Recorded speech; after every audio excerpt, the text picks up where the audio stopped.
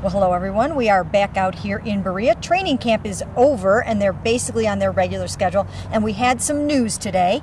The news is that, you know what, they are shutting Johnny Manziel down for a while with the sore elbow. They're going to err on the side of caution. They're going to back him off. I bet you he will not throw for a considerable amount of time.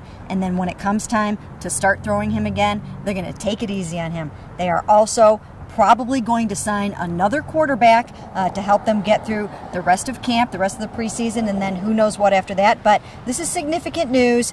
Johnny's getting shut down for a while. Drama follows Johnny everywhere, even when he's not kind of creating it. And he was making a little bit of progress, and you know, they kept trying to say it's minor, and they're still trying to say it's minor.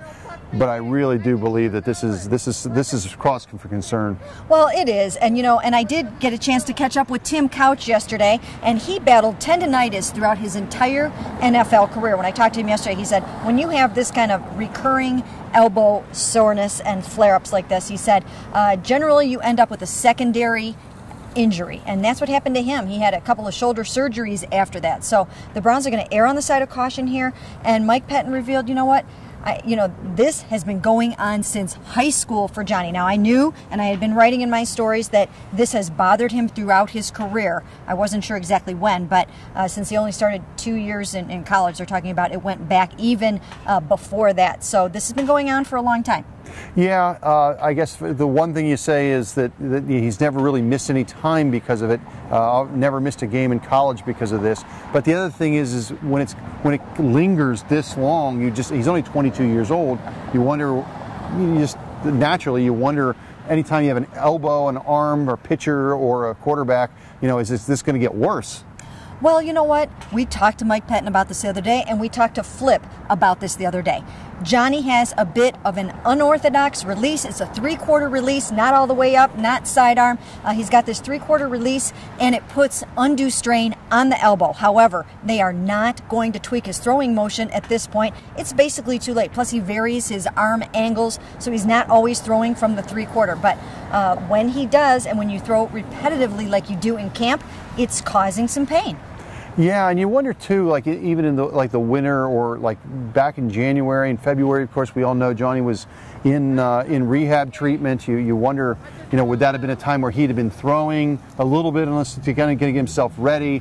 I don't know if that was something to do, but it is strange how this is all of a sudden creeped up. It didn't happen at all last year, I don't believe. No, not so much. But you know what?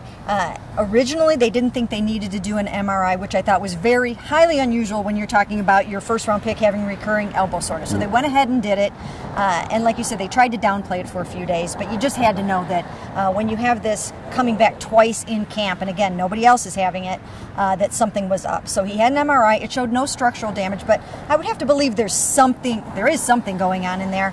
Otherwise, it wouldn't be sore. So, it may just be a sore ligament, it may be a sore tendon, but it looked to me the other day that when he threw this long ball to Josh Lenz, that it was an acute feeling, like something actually, he felt something in there at that moment. So I'm sure they'll continue to look at it. Hopefully it's nothing serious. Hopefully it's nothing that will keep him out for any length of time. But, they're going to bring another quarterback in here, and I wouldn't be surprised. I mean, anything can happen at this point. I wouldn't even be surprised if they put Johnny on the short-term IR or something like that. Yeah, you've got to get this straightened out. You hope to get it straightened out and make this the short-term thing. Again, the one good thing is they weren't depending on him to be the starting quarterback right now, so you have a little bit of time.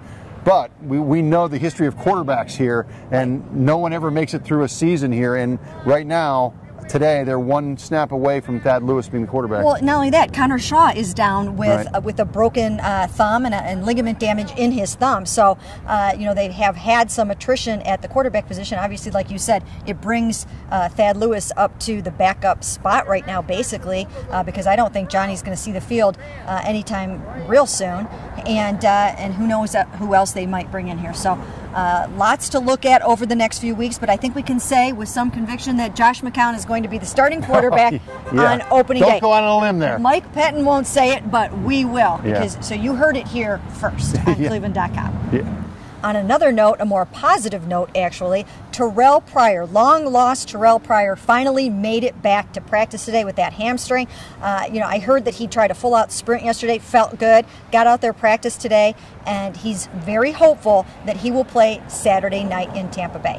And we will have it all right here for you on cleveland.com.